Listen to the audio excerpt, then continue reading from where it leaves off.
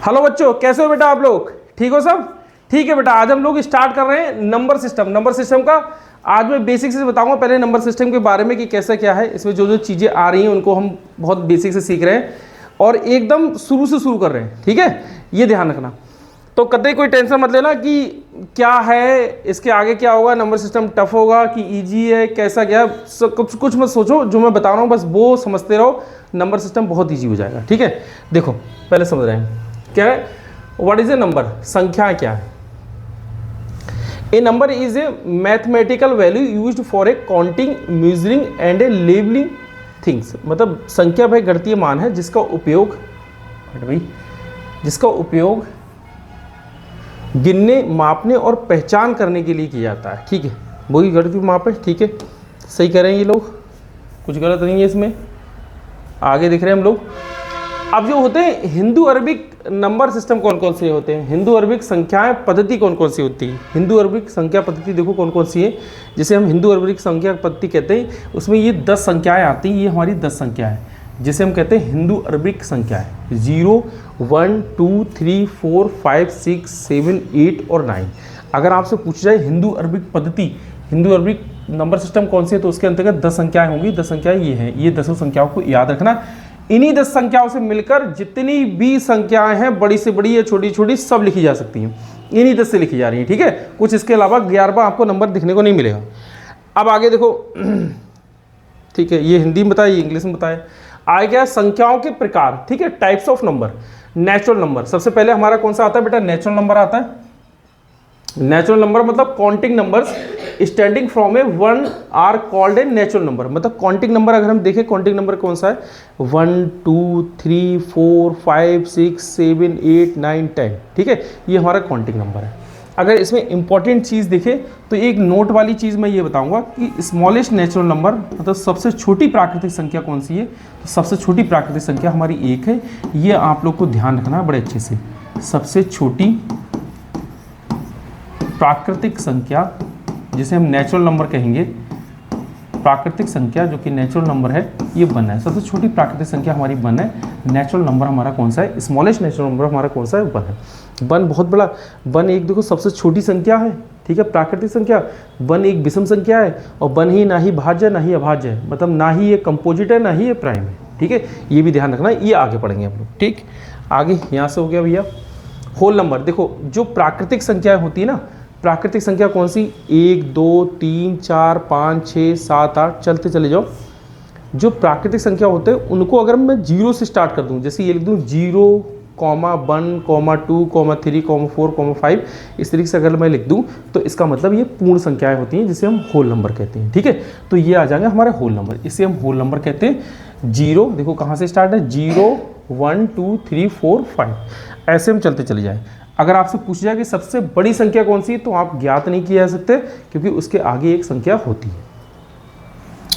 अगर पूछा जाए सबसे छोटी पूर्ण संख्या कौन सी है, तो आप बताओ 0। ठीक है, पूर्ण संख्या, स्मॉलेस्ट पूर्ण संख्या, सबसे छोटी, मैं यहाँ लिख दे रहा हूँ सबसे छोटी।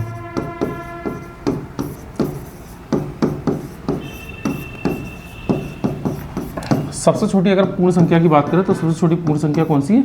0 है। ठीक है, सबसे छोटी पूर्ण संख्या कौन सी है?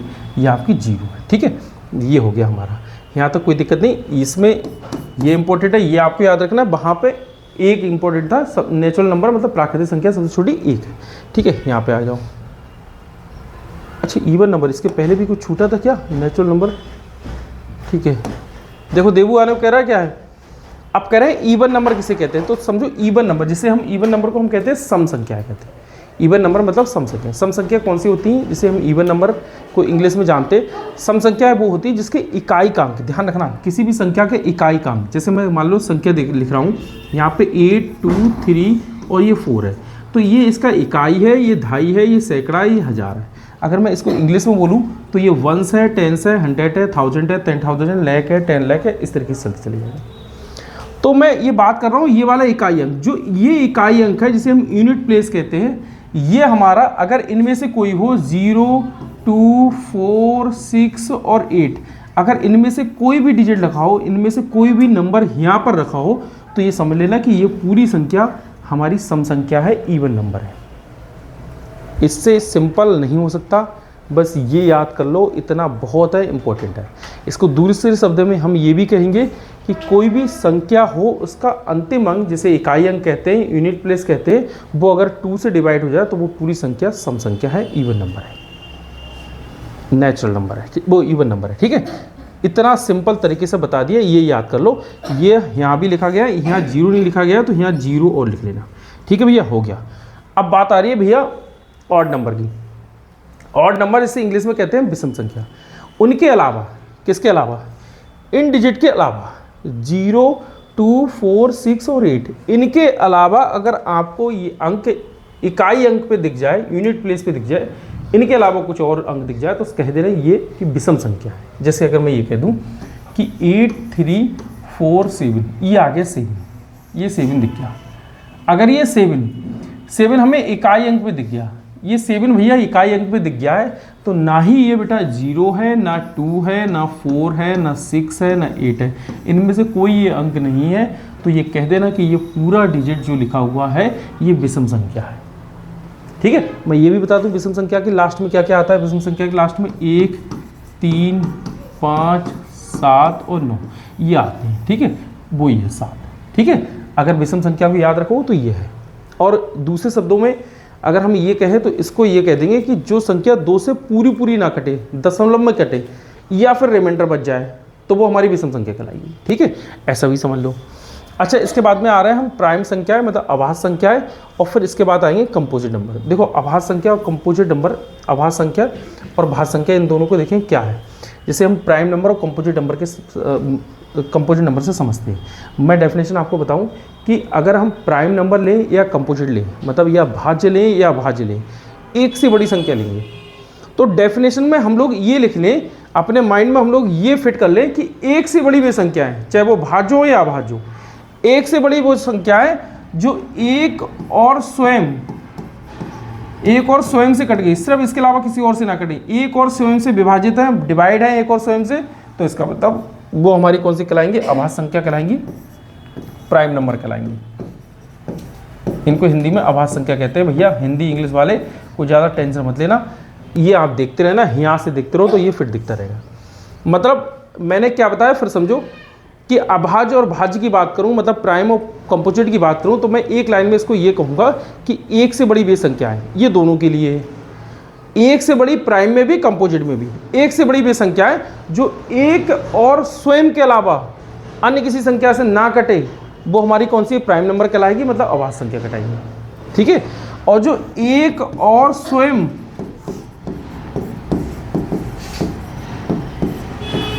के अलावा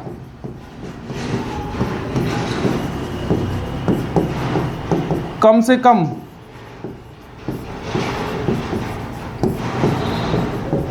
एक और नंबर से कट जाए, एक और नंबर से कट जाए। ठीक है, कम से कम एक और नंबर से कट जाए, एक और स्वयं के अलावा कम से कम एक और नंबर से कट जाए। अगर एक और स्वयं से कट रही है, ठीक है, कोई भी संख्या हो एक से और स्वयं से हमेशा कटेगी, कोई संख्या हो एक से और स्वयं से हमेशा कटेगी, तो वो एक और स्वयं के अलावा कम से कम एक और संख्या से कट जाए, ज़्यादा से ज़्यादा कितने से भी कटे कोई प्रॉब्लम नहीं है, कम से कम एक और संख्या से कट जाए तो हम उसे क्या कहेंगे बेटा? हम उसे भाज्य संख्या कहेंगे, कंपोजिट नंबर कहेंगे। ठीक है, दोनों की डेफिनेशन मैंने बता दी, इन दोनों की डेफिनेशन देख लेना। अब बात यहाँ पे ये आ रही है, मैं भाज्य की लिखूँ जिसे हम कहते हैं कंपोजिट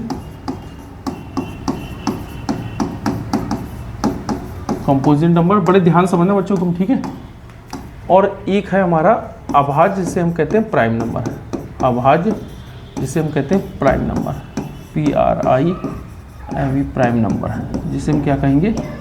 प्राइम नंबर कहेंगे, अभाज्य संख्या। ठीक है,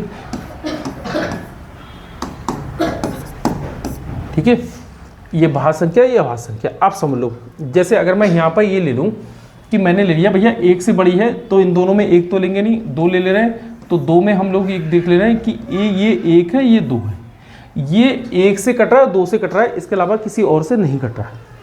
अब इसके बाद में अगर मैं देख लूँ कि यार तीन हमारा क्या है, ये एक से कट रहा है और 3 से कट रहा है, इसके अलावा किसी और से नहीं कट रहा है। अभी हम इसको डिसाइड करेंगे कि ये भाज्य या अभाज्य है। ठीक है, अभी सुन लो, अगर हम इसके बाद देखें बेटा 4 देखें तो 4 एक से कट रहा है, 4 से कट रहा है, इसके अलावा 2 से और कट रहा है। फिर हम देखें 5, अगर मैं 5 देखूं बेटा तो 1 से कट रहा है, 5 से कट रहा है, इसके अलावा किसी और संख्या से नहीं कट रहा है। आ जाए सबसे पहले 2 को देखें तो 2 1 से और स्वयं से कट रहा है। जो 1 से और स्वयं से मतलब 1 एंड इटसेल्फ अगर इससे डिवाइड है तो इसका मतलब वो हमारा कौन सा हो जाएगा बेटा, अभाज्य संख्या हो जाएगी। तो इसका मतलब सबसे छोटी अभाज्य संख्या हमारी कौन सी होगी, 2। 3 को देखेंगे, 3 भी हमारा 1 से और खुद से कट रहा है, मतलब 1 एंड इटसेल्फ पे डिवाइड है और इसके अलावा किसी और संख्या से डिवाइड नहीं है, तो ये भी हमारा अभाज्य संख्या हो जाएगी, ये है 3। ठीक है, अभाज्य संख्या 2 होगी हमारी। इसके बाद में अगर मैं 4 पे आऊँ तो 4 देख रहे हैं 1 से कट रहा है, 4 से कट रहा है, इन दोनों से तो कट ही रहा है, इसके अलावा 2 से भी डिवाइड हो रहा है, 2 से भी डिवाइड हो रहा है, तो 3 संख्याओं से डिवाइड हो गए। जैसे ये 3 संख्या से डिवाइड हो गया तो इसका मतलब ये भाज्य आ गया, तो भाज्य में हमारा आ गया 4। अब मैं 5 की बात करूं तो ये 1 से और 5 से कट रहा है, इसके अलावा किसी और से नहीं कट रहा है, मतलब 2 ही से कट रहा है। अगर ये 2 से कट रहा है बेटा तो 2 से कट रहा है तो हम क्या करें, यहाँ पे लिख दें, तो ये क्या है, अभाज्य। अब इसको समझो दूसरे तरीके से, कोई भी डिजिट सिर्फ 2 डिजिट से डिवाइड होता हो, कोई भी डिजिट ले लो, अगर वो सिर्फ 2 से डिवाइड हो रहा है, 1 से और खुद से, तो उसके लिए आप नाम दे देना कि ये अभाज्य है, और इसके अलावा एक और से भी डिवाइड हो रहा है तो उसके लिए नाम दे देना कि ये भाज्य कंपोजिट नंबर है। बस जैसे समझो, अगर मैं यहाँ पे कह दूँ कि 30 कह दूँ तो 30 1 से और 30 से तो होगा ही होगा डिवाइड। इसके अलावा अगर मैं देखूं तो ये 2 से भी डिवाइड है, इसके अलावा कितने से डिवाइड है मुझे मतलब नहीं है, ये 3 से डिवाइड हो गए, तो मैं इसे सीधे बेटा भाज्य की श्रेणी में रख दूंगा, यहाँ 30 वाले में रख दूंगा, कंपोजिट नंबर में रख दूंगा बस। अगर ये 2 से होता है, जैसे मैं यहाँ पे ले लूँ 31 ले दूँ, 31 1 से और 31 से है, और ये किसी से डिवाइड ही नहीं है, सिर्फ 2 से है, 2 से है तो मैं यहाँ वाली श्रेणी में रख दूंगा, मतलब इधर रख दूंगा 31, ये ऐसे। ठीक है, ये 2 आप लोग के समझ में आ गया होगा, भाज्य और अभाज्य, कंपोजिट और प्राइम। ठीक है, जितना मुझे आसान हो सका उतना बता दिया। अब भी कोई दिक्कत हो तो मुझे कमेंट्स कर देना, मैं और इजी तरीके से कोशिश करूंगा वो भी बताता हूँ। ठीक है भैया, आगे देखें हम लोग स्थानीय मान, जातीय मान, बहुत ईजी। स्थानीय मान, जातीय मान मतलब फेस वैल्यू। ठीक है, स्थानीय मान को अंकित वैल्यू भी कहते हो, फेस वैल्यू। ठीक है, प्लेस वैल्यू। स्थानिक मान मतलब कुछ गड़बड़ है यार, प्लेस वैल्यू स्थानिक मान, फेस वैल्यू अंकित मान, स्थानीय मान और अंकित मान। अच्छा, स्थानीय मान और अंकित मान ये दोनों बताएंगे, स्थानीय मान अंकित मान। सबसे पहले इनने कहा है फेस वैल्यू, जिसे हम अंकित मान कहते हैं। ठीक है, फेस वैल्यू को, फेस वैल्यू देखो, किसी की भी फेस वैल्यू अगर पूछा जाए आपसे तो आप वो ही लगा देना जो आपसे कहा, जिस डिजिट को पूछा जाए वो डिजिट ऐसे ही रख देना, वो उसकी फेस वैल्यू हो जाएगी। ठीक है, जैसे अगर मैं इसकी कहूँ 3 4 5 और 6 में 4 का फेस वैल्यू बताओ, इसकी फेस वैल्यू क्या है, इसका अंकित मान क्या है, तो 4 का अंकित मान 4 ही होगा, जिसका पूछा जाए उसका आप ऐसे के ऐसे ही रख देना, वो ही इसका अंकित मान होगा, उसी को हम फेस वैल्यू कहते हैं। स्थानीय मान की बात करें, अगर मैं इसी में पूछूं कि इसका स्थानीय मान बताओ, ये तो हम फेस वैल्यू कह दे रहे हैं, जिसे हम जातीय मान भी कहते हैं, जातीय मान। ठीक है, अगर मैं 4 का ही पूछा जाए कि 4 का ही आपको स्थानीय मान बताना है, जिसे हम प्लेस वैल्यू कहते हैं, तो मैं यहाँ पे 4 ले रहा हूँ, और 4 के राइट हैंड पे देखो, इधर को सीधे हाथ पे कितनी संख्या है, 2 संख्या है, तो यहाँ 2 जीरो लगा दो, ये इसका जातीय, ये इसका स्थानीय मान हो जाएगा, जिसको हम प्लेस वैल्यू कहते हैं। ये इसका स्थानीय मान है, स्थानीय मान जिसको हम प्लेस वैल्यू कहते हैं, स्थानीय मान जिसको हम प्लेस वैल्यू कहते हैं। भैया यहाँ तक समझ में आ गया, कतई क्लियर, बहुत ईजी तरीके से मैंने बता दिया, बहुत ईजी तरीके से। ठीक है, आगे देखें हम लोग क्या है, एक्सपेंड फॉर्म, विस्तारित रूप।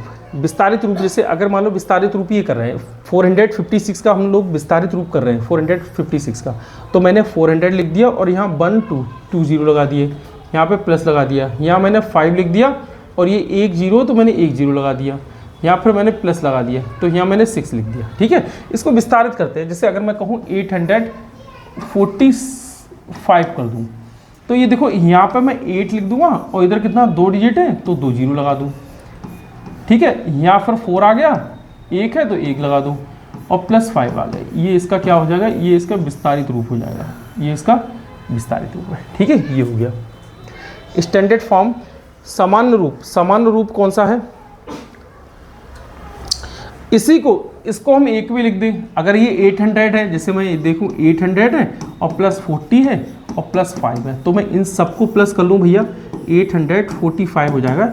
यही इसका क्या कहलाएगा, स्टैंडर्ड फॉर्म कहलाएगी, सामान्य रूप कहलाएगा। ठीक है, आगे हम लोग देख रहे हैं ascending order, descending order. Ascending order का मतलब क्या होता है कि चढ़ते हुए क्रम में, आरोही क्रम किसे कहते हैं, असेंडिंग ऑर्डर आरोही क्रम। जैसे अगर हम घर पे देखें, घर पे जीने हैं हमारे, जो सीढ़ी होती है ना, सीढ़ी पे जब हम चढ़ते हुए जाते हैं तो वो आरोही क्रम कहलाता है, असेंडिंग ऑर्डर कहलाता है। सीढ़ी से जब हम उतरते हुए आते हैं तो वो डिसेंडिंग ऑर्डर कहलाता है। समझो, जैसे अगर मैं ये कहूँ कि 3, 5, 2, 8, 7 और 4, इनको मुझे असेंडिंग ऑर्डर में लिखना है, आरोही क्रम में लिखना है। तो यहाँ पे सबसे छोटी संख्या देख लो, सबसे छोटी संख्या कौन सी है, 2, फिर कौन सा 3, फिर 4, फिर 5, फिर 7 और फिर 8, ये इतना आ गया। इसका मतलब ये हमारा जो है, ये हमारा आरोही क्रम है, जिसे हम आरोही क्रम कहते हैं, और इंग्लिश में इसे हम असेंडिंग ऑर्डर कहते हैं। ठीक है भैया। अगर मैं इसी का अपोजिट लिख लूँ, मतलब 8, 7, 5, 4, 3, 2, तो ये मेरा अवरोही क्रम कहलाएगा, जिसे हम डिसेंडिंग ऑर्डर कहते हैं। अवरोही क्रम जिसे हम डिसेंडिंग ऑर्डर कहते हैं, डिसेंडिंग ऑर्डर जिसे हम डिसेंडिंग ऑर्डर कहते हैं। बस हो गया। कितना ईजी है यार, बहुत ईजी है, कोई दिक्कत नहीं है। उत्तराधिकारी और पूर्वाधिकारी, ठीक है, सक्सीजर और प्रेडिसर, ठीक है। उत्तराधिकारी, जिसे उत्तराधिकारी कह रहे हैं, जिसे सक्सीजर कहते हैं हम नंबर को, इसको ध्यान रखना, इसमें हम प्लस का वन करते हैं, ठीक है। और जब प्रीडिसर बात हो रही है, इसमें हम माइनस का वन करते हैं। अब मैं कुछ एग्जाम्पल बता रहा हूँ, उसको बड़े ध्यान से समझना, बहुत अच्छे समझ में आ जाएगा। जैसे अगर मैं कहूँ कि 3, 4, 5, सबसे पहले मैं सक्सीजर की बात कर रहा हूँ, ठीक है। इसका उत्तराधिकारी क्या होगा, तो इसका मतलब मैं इसमें 1 प्लस कर दूँ। भाई उत्तराधिकारी मतलब क्या है, उसमें 1 प्लस कर देना, सक्सीजर जिसे हम कहते हैं। तो 3, 4, 5, तो यहाँ पे हो जाएगा बेटा 3, 4, 6, मैंने 1 प्लस किया, कुछ नहीं किया है। अगर मैं यहाँ पे कर दूँ 2, 8, 6, मैं 1 प्लस कर लूँ तो 2, 8, 7, नो प्रॉब्लम, कोई दिक्कत नहीं, कतई 1 पैसे की कोई परेशानी नहीं है। अब परेशानी शुरू हो जाएगी, जैसे ही मैं कह दूँ -2, 8, 6, तो इसका उत्तराधिकारी निकालो, इसका सक्सीजर नंबर निकालो, तो यहाँ पे प्लस का 1 करेंगे। अब परेशानी शुरू। अब देखो बड़े ध्यान से समझना, यहाँ पे ये अलग अलग साइन है, ये माइनस का साइन है, ये प्लस का साइन है। जब हमारे अलग अलग साइन होंगे तो माइनस होगा, जब हमारे अलग अलग साइन होंगे तो माइनस होगा। जैसे मैं कहूँ 2, 8, 6, तो ये 2, 8, 6 में से हमारा 1 माइनस हो रहा है, क्योंकि बड़ी संख्या में से छोटी संख्या हम लोग माइनस कर रहे हैं। तो बड़ी संख्या यहाँ माइनस की है, कौन सी है, माइनस का 2, 8, 6, 6 में से बन जाएगा तो कितना बचेगा 5, और यहाँ पे कितना बचा बेटा 8, और यहाँ पे कितना बचा 2, और साइन कौन सा आएगा, जो दोनों में बड़ी संख्या है, दोनों में बड़ी संख्या कौन सी है, माइनस वाली, तो यहाँ माइनस वाला साइन आ गया, ये हमारा आंसर हो जाएगा। इस चीज़ को बड़े ध्यान से समझना, साइन भी लगा के देना, ना तो गलत हो जाएगा। जैसे अगर मैं ये कहूँ कि -5, 4, 7, इसका उत्तराधिकारी मतलब सक्सीजर बताना, तो प्लस का 1 कर रहे हैं हम लोग। तो हम क्या करेंगे बेटा, देखो साइन अलग अलग है, माइनस और प्लस अलग अलग साइन है, तो हमें माइनस करना पड़ेगा। जब साइन एक जैसे होते हैं तब हम प्लस करते हैं। यहाँ साइन एक जैसे थे, इसके आगे कोई साइन नहीं है, तो प्लस का साइन माना जाएगा। तो प्लस का साइन ये है, प्लस का साइन ये है, तो ये साइन दोनों एक जैसे हैं ना। जब साइन दोनों एक जैसे हैं तब हम लोग प्लस कर रहे हैं, और साइन भी वो आएगा जो दोनों में है, मतलब समझो चिन्ह भी वो आएगा जो इन दोनों में चिन्ह है। इन दोनों में कौन सा चिन्ह है, प्लस का चिन्ह है ना, तो प्लस का चिन्ह ही आएगा। यहाँ ध्यान दो बड़े ध्यान से, बड़े अच्छे तरीके से देखो क्या कह रहा हूं मैं। अगर यहाँ पर जो साइन है, यहाँ पर साइन है प्लस का, यहाँ कुछ भी साइन नहीं है, तो यहाँ प्लस का साइन मानते हैं। ये प्लस का साइन है, ये प्लस का साइन, तो दोनों प्लस के साइन है। दोनों जब एक जैसे साइन होते हैं तो प्लस मतलब सम करते हैं हम लोग, जोड़ करते हैं, और साइन वो आएगा जो दोनों में होगा। तो दोनों में हमारा कौन सा साइन है, प्लस का साइन है, तो इसका मतलब प्लस का आ जाएगा। और प्लस का साइन मैं लगाऊं या ना लगाऊं कोई फर्क नहीं पड़ता, तो इसलिए मैंने छोड़ दिया। अब यहाँ पे बात जो आ रही है कि यहाँ पे साइन हमारा अपोजिट है, साइन हमारा अलग अलग है। यहाँ पर माइनस है और ये प्लस है, तो माइनस और प्लस अलग अलग साइन है, तो क्या होता है, घटाव होता है, सब्सट्रैक्ट होता है। तो मैं इसमें घटाऊं बेटा, 7 में से बन जाएगा तो कितना बचेगा 6, यहाँ पे कितना भैया 3, और ये कितना भैया 5, ये माइनस में लग गया, ठीक है। ये -536, ये हमारा क्या आ जाएगा, आंसर आ जाएगा। यहाँ तक समझ में आ गया। ये हो गए हमारे सक्सीजर। अगर मैं प्रीडिसर की बात करूँ, देखो प्रीडिसर पूर्ववर्ती संख्या, पूर्ववर्ती। अगर मैं पूर्ववर्ती की बात करूं तो अब इसको ध्यान से समझना, जैसे समझो मैं डिजिट दे रहा हूं यहाँ पे, पूर्ववर्ती में माइनस का एक करते हैं, बड़े ध्यान समझना सब लोग। 844 अगर इसका मैं पूर्ववर्ती निकालूं तो यहाँ कर रहा है माइनस का 1, सबसे पहले मैंने माइनस का 1 कर दिया। अब देखो साइन अलग अलग है, इसके आगे 844 के आगे कोई साइन नहीं है तो प्लस का साइन है, ये प्लस का साइन है, ये माइनस का साइन है, दोनों साइन अलग अलग है, कोई दिक्कत नहीं है। अगर दोनों साइन आपके अलग अलग हैं तो इसका मतलब आपको माइनस करना है, सब्सट्रैक्ट करना है, ठीक है। तो ये 4 में से 1 जाएगा, कितना बचेगा 3, और यहाँ पे कितना बचा भैया 4, और यहाँ पे कितना बचा भैया 8, ये आ गया 843 हमारा क्या है आंसर है। और ये देखो 7 4 और 7, इसमें से हमारा माइनस का बन जाएगा, ठीक है। मैं इसका भी निकाल रहा हूँ, इसका भैया भी निकाल रहा हूँ पूर्ववर्ती संख्या, मतलब इसके पहले वाली संख्या कौन सी है, तो मैं ये करूँगा 7 में से बन जाएगा, कितना बचेगा 6, और ये यहाँ पे क्या आ जाएगा भैया 4, और यहाँ पे क्या आ जाएगा 7, और साइन वो आएगा जो बड़ी संख्या होगी। तो बड़ी संख्या कौन सी, प्लस वाली, तो ये प्लस वाला साइन आ गया, प्लस का साइन मैं यहाँ लगाऊँ या ना लगाऊँ कोई दिक्कत नहीं। बात क्लियर है यहाँ तक, ठीक है। आगे देखो यहाँ भी यही था, ये प्लस का साइन था, ये माइनस का साइन था, प्लस माइनस दोनों में बड़ी संख्या कौन सी है, प्लस वाली, तो प्लस का साइन आप लगाओ ना लगाओ कोई फर्क नहीं पड़ता। अब यहाँ से थोड़ा चेंज हो रहा है, मैं यहाँ पे ही ये लिख रहा हूँ 844, और इसका हमें प्रीडिसर बताना है तो ये माइनस का बंद करेंगे, ठीक है। अब देखो दोनों साइन एक जैसे हैं, दोनों साइन जब एक जैसे हैं तो सम होता है, प्लस होता है, तो दोनों साइन एक जैसे हैं तो प्लस होगा, तो इसका मतलब जोड़ेंगे 4 और 1 कितना हो जाएगा 5, ठीक है। और यहाँ पे क्या आ गया 4, और यहाँ पे क्या आ गया 8, और साइन दोनों एक जैसे हैं तो यहाँ पर वही साइन आ जाएगा, तो मतलब -845। एक और इसका देखें हम, तो 747, इसमें से माइनस करें तो ये भी माइनस करें तो भैया क्या आएगा, साइन दोनों एक जैसे हैं तो 7 और 1 कितना जाएगा 8, यहाँ पे कितना आ जाएगा बेटा 4, और यहाँ पे कितना आ जाएगा 7, और साइन दोनों जगह एक जैसे हैं तो यहाँ पे क्या लगा लेंगे माइनस, बस ये आ गया। इस चीज़ को ध्यान रखना, यहीं पे हम लोग गलती कर जाएंगे।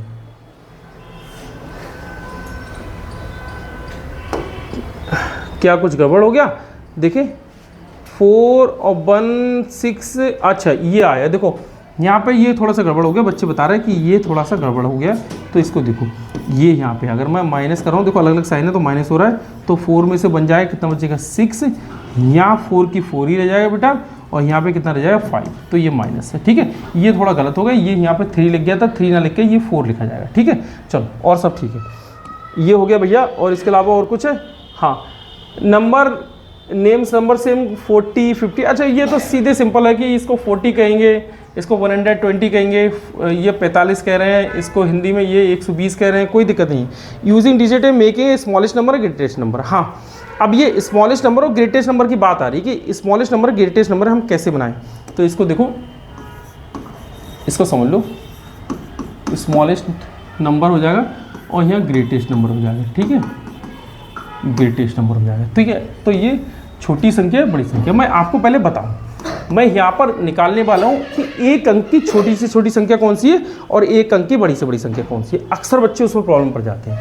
अगर मैं कहूँ कि एक अंक की बड़ी से बड़ी संख्या, तो एक अंक की बड़ी से बड़ी संख्या हमारी 9 होगी, और एक अंक की छोटी से छोटी संख्या कहा जाए तो एक अंक की छोटी छोटी संख्या 1 है, और एक अंक की बड़ी से बड़ी संख्या 9 है। आप ध्यान से समझना इधर, अगर 2 अंकों की छोटी से छोटी संख्या कहा जाए तो 2 अंक की छोटी छोटी संख्या 1 और 0 होगी।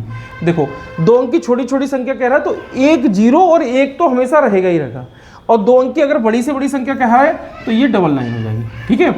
अब कहें 3 अंक की छोटी छोटी संख्या तो 1 और 2 0, 1 तो रहेगा ही रहेगा, टोटल आप जोड़ो तो 3 अंक होने चाहिए, 1 2 3, ये 3 अंक की छोटी छोटी संख्या आ गई, और 3 अंक की बड़ी से बड़ी संख्या तो ये आ गई, 3 अंक की बड़ी से बड़ी संख्या, ये स्मॉलेस्ट नंबर है, ये ग्रेटेस्ट नंबर है आपकी, ठीक है।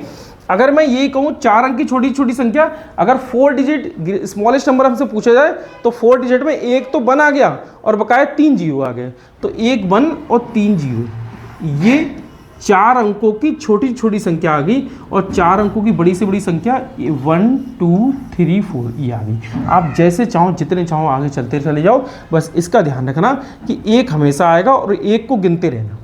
अगर वो कहे 5 अंकों की छोटी छोटी संख्या तो उसमें 1 भी काउंट होगा, 5 अंकों की छोटी छोटी संख्या में 1 तो रहेगा ही रहेगा, और 4 जीरो आएंगे, और इन सबको काउंट करो तो ये 5 बच जाएंगे, ठीक है, ये आ जाएगा।